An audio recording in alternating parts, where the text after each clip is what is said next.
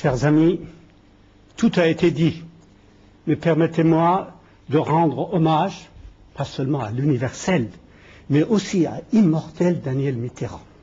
Cet infatigable défenseur des droits de l'homme et de valeurs réelles de l'humanité, sur tous les fronts.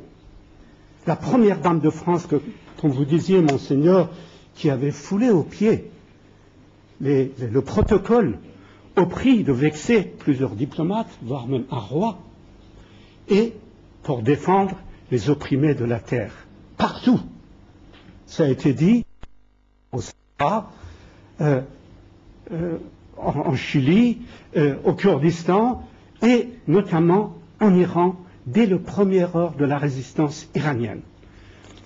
Je me souviens en 1987, lorsque le premier gouvernement de cohabitation de l'époque, dans un processus de marchandage avec le gouvernement iranien, dont Éric Rouleau l'a relaté dans le monde diplomatique, avait envoyé plusieurs Iraniens, plusieurs membres de la résistance, de notre résistance, de Paris au Gabon, pour qu'ils soient livrés au régime des mollahs. Je suis allé voir Daniel Mitterrand qui m'a donné rendez-vous immédiatement. Et le lendemain, elle est venue avec Michel Piccoli et plusieurs artistes, et elle est restée pendant 3 heures avec une quarantaine d'Iraniens qui étaient à leur 30e jour de grève de la faim pour les soutenir contre le gouvernement de son pays. Il faut le faire. Ça demande un courage extraordinaire.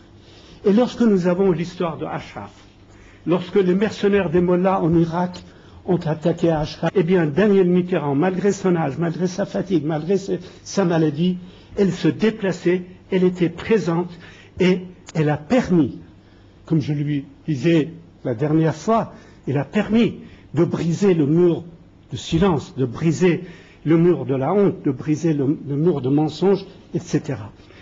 Alors, je dirais, cher Daniel, donc, les gens de Ashraf, mes amis, les hommes et les femmes qui sont à Ashraf, le peuple iranien dans son ensemble, vous sont à jamais reconnaissants.